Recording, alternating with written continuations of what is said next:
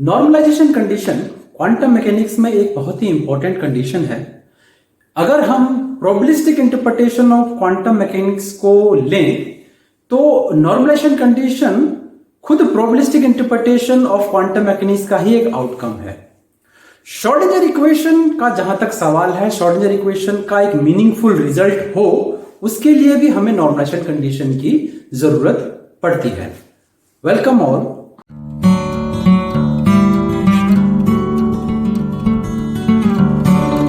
आज का जो मेरा टॉपिक है वो है why we need normalisation and how we use it in quantum mechanics. ये हमारा क्वांटम सीरीज का लेक्चर नंबर 4 है और इसमें हम नॉर्मलाइजेशन कंडीशन श्रोडिंगर इक्वेशन के लिए क्यों इंपॉर्टेंट है। प्रोबेबिलिस्टिक इंटरप्रिटेशन एक अलग चीज है, ठीक है, मान लेते हैं कि प्रोबेबिलिस्टिक इक्वेशन बाद में आई थी, पहले श्रोडिंगर इक्वेशन आई, लेकिन श्रोडिंगर इक्वेशन के मीनिंगफुल रिजल्ट के लिए भी नॉर्मलाइजेशन क्यों जरूरत है, इसको हम आज देखेंगे। Schrodinger equation iota H bar del psi by del T equal to minus H bar square by 2m del square psi by del x square plus V Sai.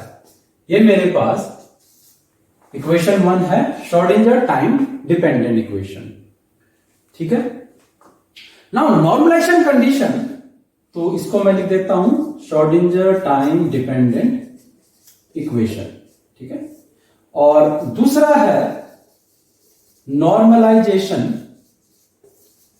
Condition. Normalisation condition सीधे सीधे probabilistic interpretation of quantum mechanics का outcome है, which means whole boundary of the system जो भी मेरे पास है mod psi square dx should be 1, ठीक है। This is equation number 2। One dimensional system की मैं यहां पे लेके चल रहा हूं, ठीक है ना। Why we need how this normalisation condition, ये जो हमारे पास नॉर्मलाइजेशन कंडीशन है वो श्रोडिंगर इक्वेशन के लिए किस तरह से इंपॉर्टेंट है। सबसे पहली बात, श्रोडिंगर इक्वेशन अपने आप में एक डिटरमिनिस्टिक इक्वेशन है। इसका मतलब क्या है? इसका मतलब ये है कि गिवन मास के सिस्टम वाले मास के गिवन सिस्टम के लिए इसका मास आपको पता है, ये पता है कि सिस्टम किस पोटेंशियल फील्ड में, उसकी पोटेंशियल एनर्जी कितनी है, किस पोटेंशियल फील्ड में वो मूव कर रहा है। उसके लिए यदि आपको Sai x 0 initial state, initial wave function अगर आपको पता है तो इस इक्वेशन की हेल्प से, बशर्ते आपको बाउंड्री कंडीशन पता हो, क्या क्या बाउंड्री कंडीशन सेटिस्फाई कर रहा है श्रोडिंगर इक्वेशन, आप साई एक्स टी निकाल सकते हैं, किसी भी फ्यूचर टाइम पे वेव फंक्शन निकाल सकते हो। ये जो एवोल्यूशन है वेव फंक्शन का, इनिशियल वेव फंक्शन से किसी पर्टिकुलर टाइम पे किसी पर्टिकुलर टाइम पे वेव फंक्शन का, ये एवोल्यूशन एक्चुअली कंप्लीटली डिटरमिनिस्टिक होता है। There is no probabilistic interpretation in the evolution of the wave function, ठीक है। लेकिन ये जो नॉर्मलाइजेशन कंडीशन है ये probabilistic interpretation of wave function का आउटकम है, लेकिन इसका हम यूज कर सकते हैं to get a meaningful result of equation 1। इसका क्या मतलब है? सबसे पहले आप देखो कि हमारा जो इक्वेशन 1 है वो एक लीनियर होमोजेनियस डिफरेंशियल इक्वेशन है, ठीक है। लीनियर डिफरेंशियल होमोजेनियस भी है, बट हमें यहां पे सिर्फ लीनियरिटी की जरूरत है। तो लीनियर डिफरेंशियल इक्वेशन हमारे पास है, ठीक है। इसका मतलब यह होता है कि इस इक्वेशन 1 के अंदर साई 1/2, साई 3/2 और मे बी साई स्क्वायर इस तरह के टर्म नहीं है, नहीं इसमें del psi by del t whole square या del psi by del x whole square whole cube और मे बी सेकेंड डेरिवेटिव जो कि यहां पे अराइज कर रहा है, इसका भी स्क्वायर या क्यूब या 4 इस या 1/2 इस तरह के टर्म्स हमारे पास नहीं है इसमें। तो ये लीनियर डिफरेंशियल इक्वेशन है। लेकिन लीनियर डिफरेंशियल इक्वेशन से क्या होता है? लीनियर डिफरेंशियल इक्वेशन से यह होता है कि यदि साई इस इक्वेशन 1 का एक सॉल्यूशन है तो any constant multiple of psi भी इसका सॉल्यूशन डेफिनेटली होगा। ठीक है, so if psi is a solution of equation 1 then any constant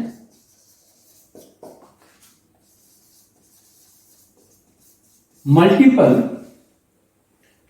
of psi should also be a solution of same equation। same important word है यहां पे, same equation। ठीक है, जैसे यदि इक्वेशन 1 का सॉल्यूशन साई है तो मैं इस साई को किसी भी कांस्टेंट, लेट्स से मेरे पास कांस्टेंट है c, ठीक है, which can be real और complex। ठीक है, ये रियल भी हो सकता है, कॉम्प्लेक्स भी हो सकता है, इसमें कोई रिस्ट्रिक्शंस एज सच नहीं है। ठीक है, तो अगर साई इस इक्वेशन 1 का सॉल्यूशन है तो इस इक्वेशन 1 को मैं कांस्टेंट से मल्टीप्लाई कर सकता हूं। ठीक है, और क्योंकि लीनियर इक्वेशन है, इस तरह के टर्म्स नहीं है, वो सी क्योंकि ये कांस्टेंट है, डेल बाई डेल टी के अंदर जा सकता है, del square by del x square के भी अंदर जा सकता है। ठीक है, दूसरी तरफ जा सकता है। तो इक्वेशन क्या बन जाएगा? Iota H bar del by del t of c psi equal to minus H bar square by 2m del square by del x square c psi plus v c Sai.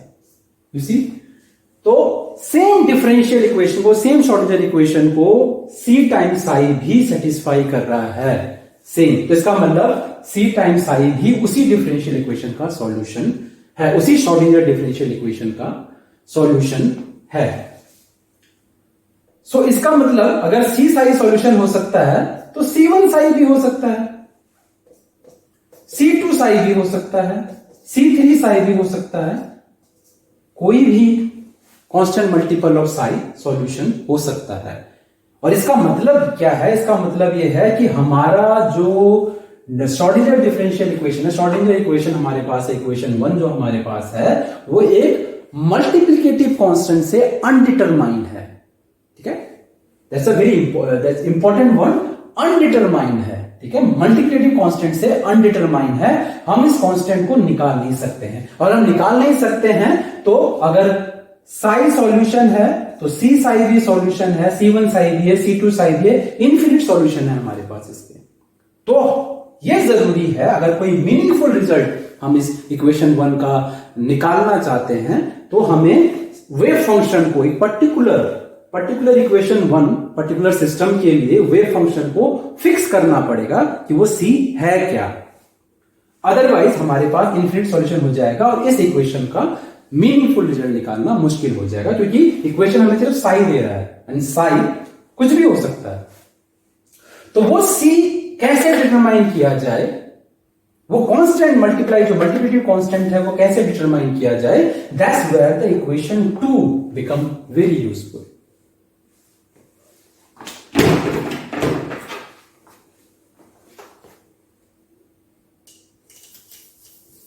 तो बेसिक आइडिया ये है कि if assume that C psi is the solution of Schrodinger, I will not write time dependent equation क्योंकि ये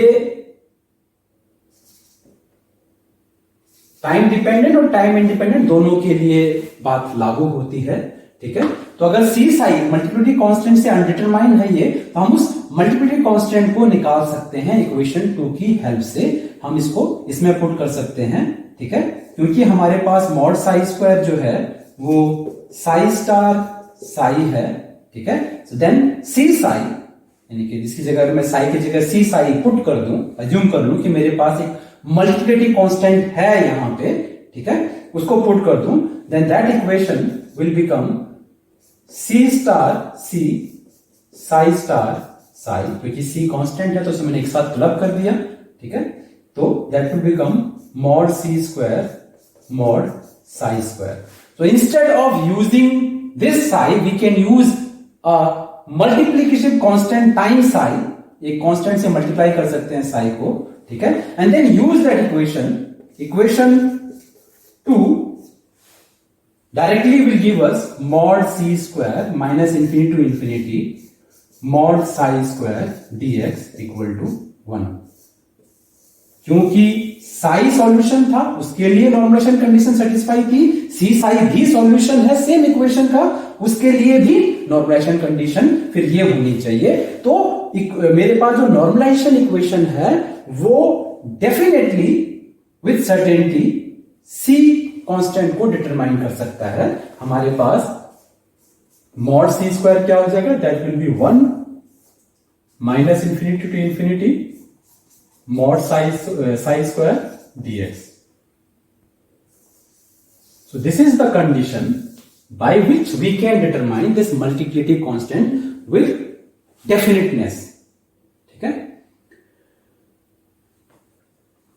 क्योंकि हम c को जो मल्टीप्लिकेटिव कांस्टेंट था जिससे हमारा श्रोडिंगर इक्वेशन अनडिटरमाइन था, मल्टीप्लिकेटिव कांस्टेंट से जो c हमने एज्यूम किया था कांस्टेंट, ठीक है, क्योंकि उसको हमने नॉर्मलाइजेशन कंडीशन की हेल्प से निकाला, तो उस C को हम बोलते हैं नॉर्मलाइजेशन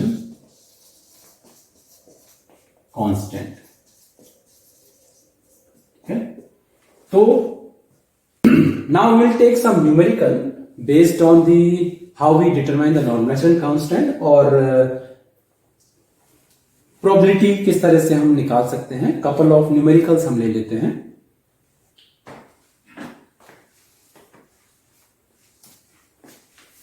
सबसे पहला जो न्यूमेरिकल प्रॉब्लम है वो है, हमें एक वेव फंक्शन गिवन है और उसको हमें नॉर्मलाइज करना है, ठीक है।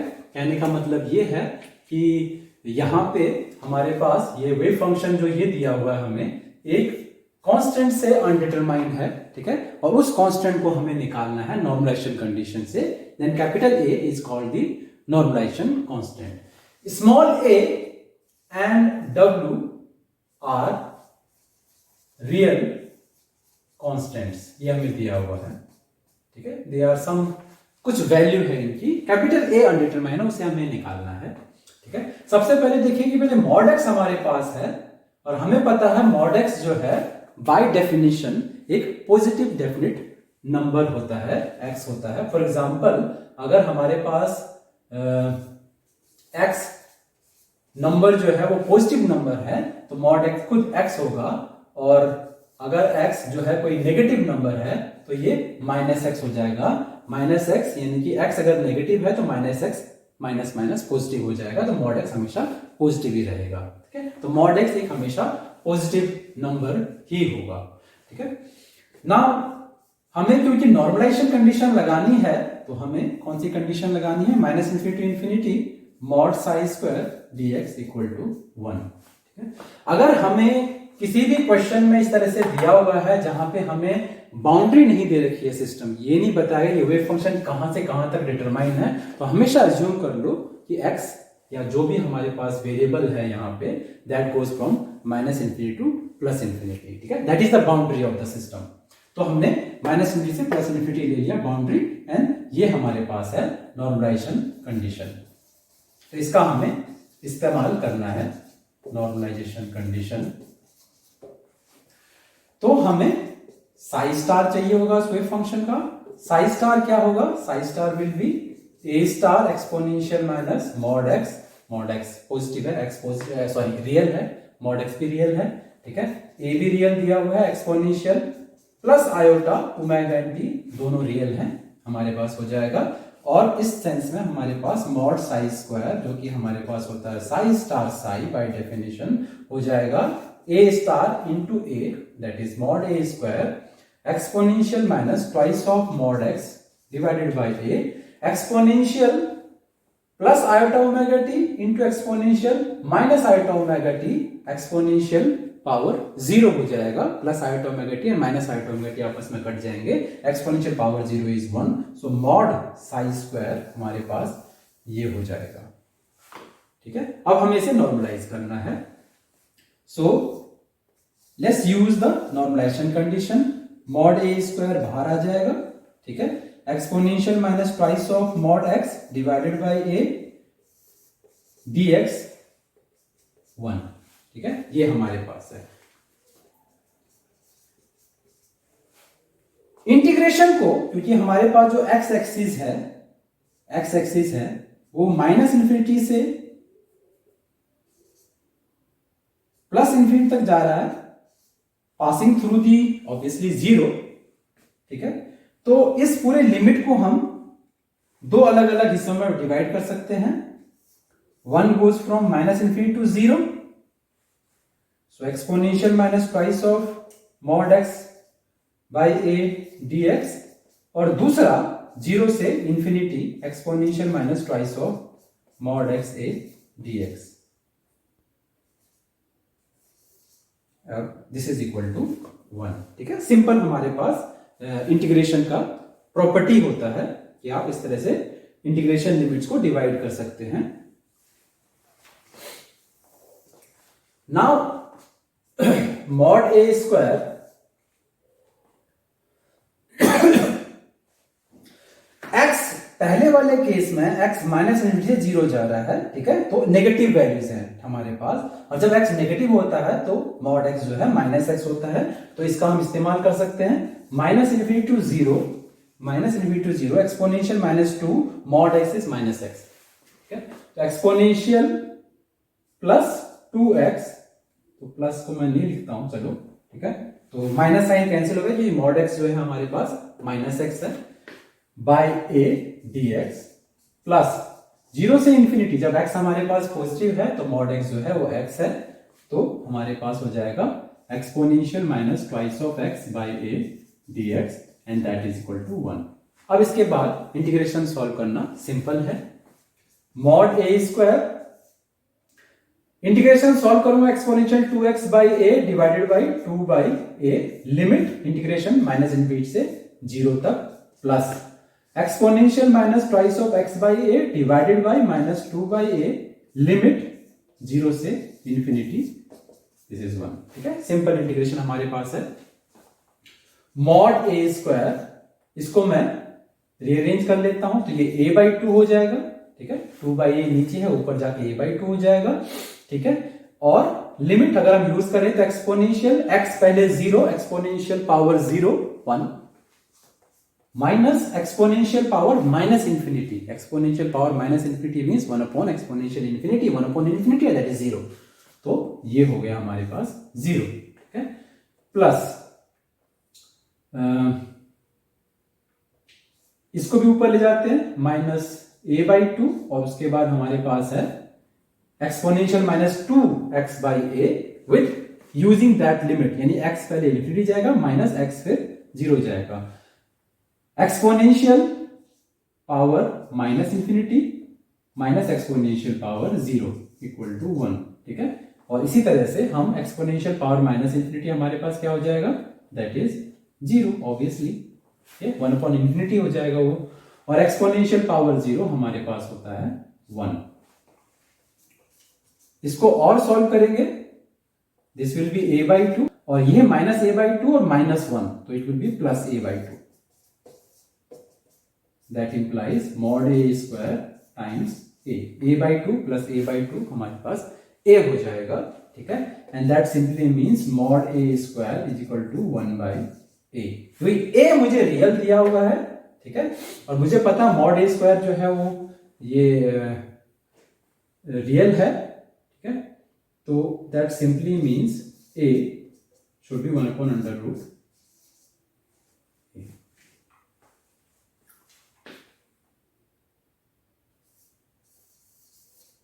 ठीक है।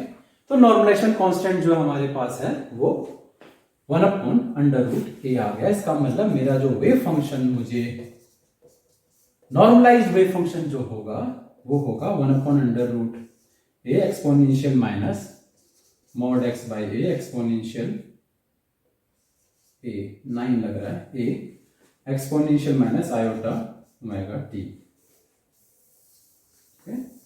तो ये हमारे पास प्रॉब्लम था।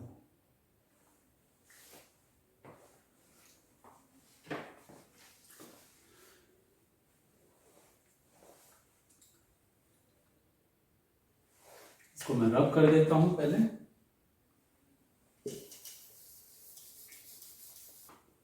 इस प्रॉब्लम को करने का एक सिंपल तरीका भी है, ठीक है, और बजाय इतना लंबा प्रॉब्लम करने के आप सिंपली ये भी कर सकते थे, ठीक है। तो मैंने दोनों दिखा दिया आपको। एक तो हमारे पास ये लॉन्ग तरीका है, दूसरा हमारे पास है यूजिंग द प्रॉपर्टी की मॉड एक्स जो है हमारे पास वो हमेशा एक पॉजिटिव नंबर होगा, ठीक है। आपको यदि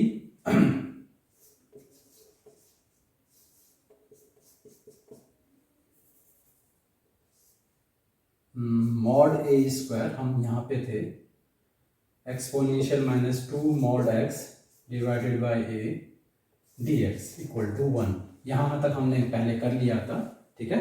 अब आप डायरेक्टली इसको देख सकते हैं कि मॉड एक्स हमारे पास हमेशा पॉजिटिव नंबर है, ठीक है। इवन एक्स अगर हमारे पास नेगेटिव भी हो, जैसे माइनस इनफिनिटी से लेकर 0 तक, ठीक है, तब भी ये पॉजिटिव नंबर होगा। तो डायरेक्टली आप इंटीग्रेशन की प्रॉपर्टी का इस्तेमाल कर सकते हैं। You can write this as 2 times of mod A square 0 to infinity exponential minus 2 x by a d x equal to 1, ठीक है। और फिर इसको आप डायरेक्टली सॉल्व कर सकते हो। 2 times of mod A square, solving this exponential minus 2 x by a divided by minus 2 by a, integration limit 0 से इंफिनिटी इक्वल टू 1, ठीक है। And 2 times of mod A square minus a by 2, minus 2 by a ऊपर जा सकता है, minus a by 2, और फिर हमारे पास इंटीग्रेशन लिमिट यूज करेंगे अब एक्सपोनेंशियल माइनस 2x बाई ए पे, एक्सपोनेंशियल माइनस इंफिनिटी पहले, माइनस एक्सपोनेंशियल x की जगह 0 तो एक्सपोनेंशियल 0 हमारे पास बन जाएगा, and that will be equal to 1, which actually means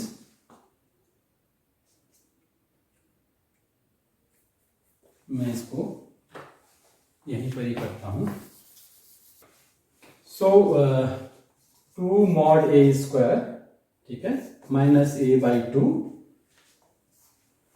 exponential minus infinity that is 0 and exponential 0 1, तो 0 माइनस 1, ठीक है। जो हमने पहले किया था एग्जैक्टली वही है, कोई अलग बात नहीं है। a बाई 2 आ जाएगा, ये 1 आ जाएगा, 2 से 2 cancel, a will become 1 by root of small a, ठीक है। Again the same answer. So ये शॉर्टकट मेथड है। आप डायरेक्टली मॉड x जो है इज ए पॉजिटिव नंबर, इस प्रॉपर्टी का इस्तेमाल कर सकते हैं। तो अगला क्वेश्चन जो हमारे पास है वो है at time t is equal to 0 a particle is represented by a wave function। wave function हमें यहाँ पे गिवन है psi x0, t equal to 0 पे वेव फंक्शन है, ठीक है। Capital A x by small a, अगर x जो है 0 से लेकर a के बीच में लाई कर रहा है, और अगर x a से लेकर b के बीच में लाई कर रहा है, तो हमारे पास capital A into b minus x divide by b minus a है, एंड अदरवाइज हमारे पास 0 है, ठीक है। a एंड b हमारे पास गिवन कॉन्स्टेंट्स हैं जिनकी वैल्यू हमें पता है, ठीक है। Capital A is what you call as a normalization constant. So first is we have to normalize this wave function. मतलब हमें कैपिटल A को in terms of small a and small b निकालना है. And second, what is the probability of finding the particle to the left of A? सबसे पहले अगर मैं इस wave function को स्केच करूं, इसको ड्रॉ करूं, ठीक है, तो हमारे पास x लेट्स से ये है, और psi x0 initial wave function हमारे पास ये है, ठीक है। Let's say x is equal to 0 हमारे पास ये है, x is equal to a हमारे पास ये है, और x is equal to b हमारे पास ये है, ठीक है। तो 0 से लेकर a के बीच में हमारे पास ये स्ट्रेट लाइन इक्वेशन है। अगर आप इसे देखोगे तो ये y इक्वल टू mx वाली इक्वेशन है, जिसमें सेंटर से जो पास कर रही है, ठीक है। तो सेंटर से पास कर रही है, पॉजिटिव स्लोप हमारे पास है, m पॉजिटिव है, ठीक है। Capital A and small a we are considering as a positive constants, तो हमारे पास ये पहली वाला वेव फंक्शन का प्लॉट है, straight line passing through the origin. और जो दूसरा है वो भी हमारे पास स्ट्रेट लाइन की इक्वेशन है, ठीक है। Obviously psi equal to capital A into b, b minus a minus capital A divided by b minus a times x, ठीक है।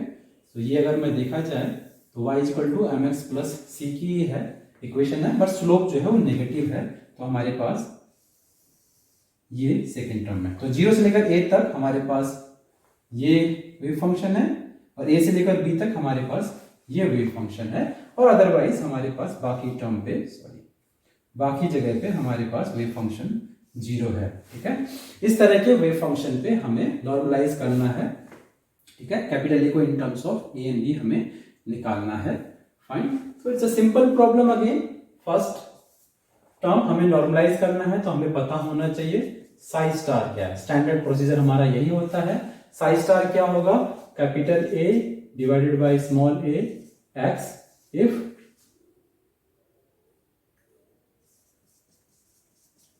इज देन बी, ठीक है।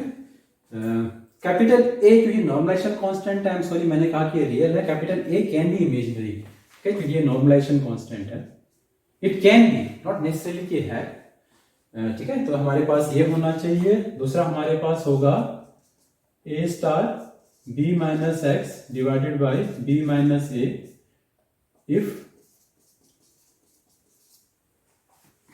X lies between this a and b, ठीक है। तो small a and small b are the values of x, obviously ये real होनी चाहिए हमारे पास, and then they are 0 otherwise, दूसरी जगह पे बाकी सारी अलग वैल्यू एक्स के लिए हमारे पास 0 है। ये हमारे पास साई स्टार है, ठीक है। ऑब्वियसली हम मॉड साई स्क्वायर भी नहीं बना सकते हैं इससे। Mod psi square is psi star into psi. Let's do this one. It will be mod A square by small a x square, sorry square, small a का भी square होगा, ठीक है, if x lies between small a and small b, ठीक है। दूसरा small ए से लेकर स्मॉल बी के बीच में हमारे पास वेव फंक्शन ये दिया हुआ है, ठीक है। उसका कॉम्प्लेक्स कंजुगेट हमारे पास ये है, ठीक है। तो मॉड साई स्क्वायर यानी कॉम्प्लेक्स कंजुगेट इनटू साई हमारे पास क्या हो जाएगा, mod A square b minus x whole square divided by b minus a whole square. This is mod psi square if x lies between, sorry यहां पे हमारे पास 0 है, गलत कर दिया मैंने, 0 से लेकर ए तक है और ए से लेकर बी तक हमारे पास ये वाला पार्ट है। तो if x lies between a to d, यहां भी हमारे पास ए आएगा, ठीक है। एंड देन क्योंकि साई भी 0 है, साई स्टार भी 0 है, तो मॉड साई स्क्वायर भी हमारे पास 0 होगा अदरवाइज। नाउ पहला step clear, mod psi square हमें पता चल गया है। अगर हमें मॉड साई स्क्वायर पता चल गया, हमें डायरेक्टली नॉर्मलाइजेशन कंडीशन लगानी है। नॉर्मलाइजेशन कंडीशन क्या बोलती है कि माइनस इंफिनिटी से लेकर इंफिनिटी तक, ठीक है, मॉड साई स्क्वायर dx जो है वो 1 होना चाहिए, ठीक है। So let's use the normalization condition and the mod psi square जो हमने यहां पे निकाला था, ठीक है। नाउ स्ट्रेट फॉरवर्ड हमारे पास हो गया है। हम इसको ऑब्वियसली क्योंकि हमारे पास वेव फंक्शन के 3 अलग अलग पार्ट हैं, 0 से माइनस इन्फिनिटी से लेकर 0 तक हमारे पास वेव फंक्शन 0 है, 0 से लेकर a तक हमारे पास कुछ है, a से लेकर b तक हमारे पास वेव फंक्शन कुछ है, और फिर यहां से लेकर प्लस इन्फिनिटी तक, b से लेकर प्लस इन्फिनिटी तक हमारे पास वेव फंक्शन फिर 0 है। तो मैं इंटीग्रेशन लिमिट्स को अलग अलग पार्ट में डिवाइड कर सकता हूं। माइनस इन्फिनिटी से लेकर 0 mod psi square dx plus 0 से लेकर a तक mod psi square dx plus a से लेकर b mod psi square dx plus b से लेकर plus infinity mod psi square dx and that is equal to 1, but this will be 0 क्योंकि mod psi square otherwise वाला हमारा reason है, तो ये हमारे पास 0 हो जाएगा। ये वाला पोर्शन हमारे पास 0 है, केवल हमारे पास कंट्रीब्यूट करेगा ये पोर्शन और ये वाला portion.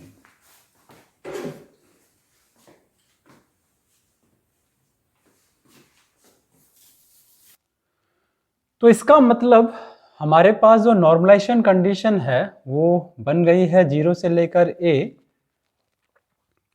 Mod psi square, Sai ये है, मॉड साई स्टार मैंने पहले लिखा हुआ था, ये हमारे पास बन जाएगा mod A square x square by a square d x plus mod A square integration from a से लेकर बी तक मॉड साई स्क्वायर, उस केस में हमारे पास ये आएगा, so b minus x whole square divided by b minus a whole square d x and that is equal to 1। ठीक है, अब हमारे पास स्ट्रेट फॉरवर्ड सिंपल हो गया है, हम डायरेक्टली इसको सॉल्व कर सकते हैं। इंटीग्रेशन सॉल्व करना है, स्मॉल ए स्क्वायर बाहर ले लेते हैं, एक्स स्क्वायर का इंटीग्रेशन हमारे पास एक्स क्यूब बाई 3 होगा, इंटीग्रेशन लिमिट 0 से infinity, plus mod A square b minus a whole square हम बाहर ले सकते हैं।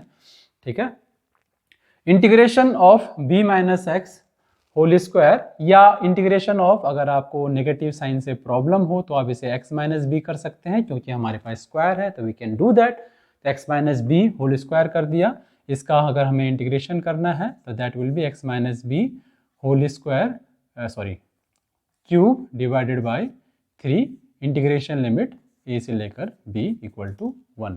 ठीक है, स्टैंडर्ड हमारे पास इंटीग्रेशन है।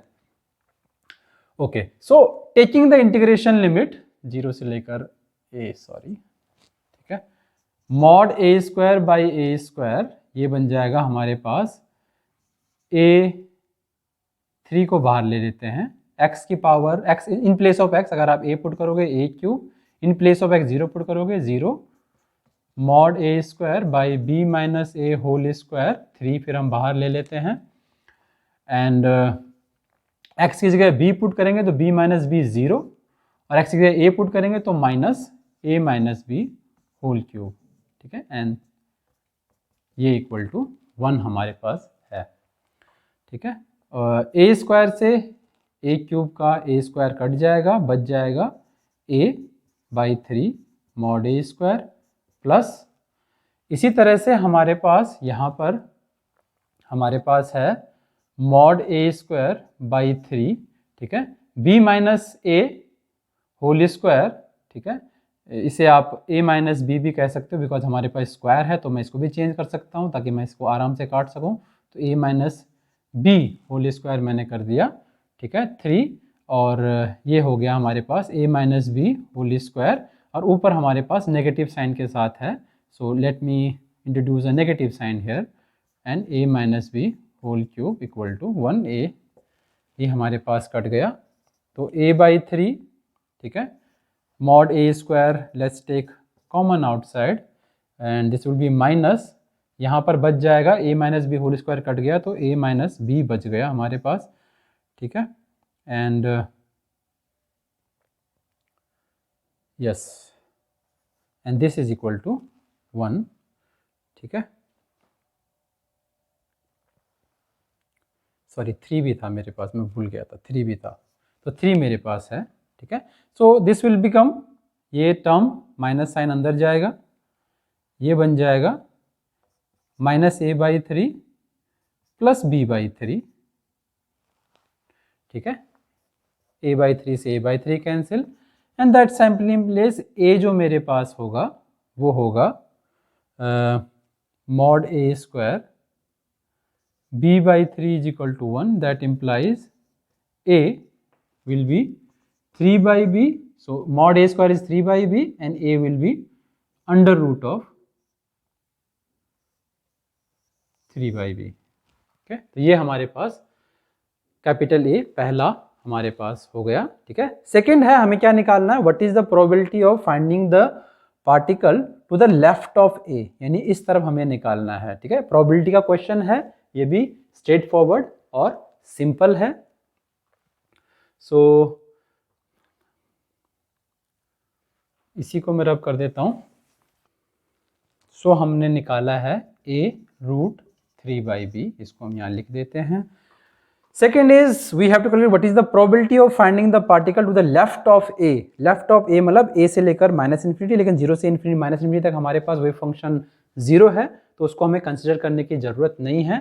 तो probability of finding the particle left of a, ठीक है, लेफ्ट ऑफ ए मीन्स 0 से लेकर ए तक, माइनस इन्फिनिटी से ए होना चाहिए, बट माइनस इन्फिनिटी से लेकर 0 तक वैसे ही वेव फंक्शन 0 है, तो उसको कंसिडर करने की जरूरत नहीं है.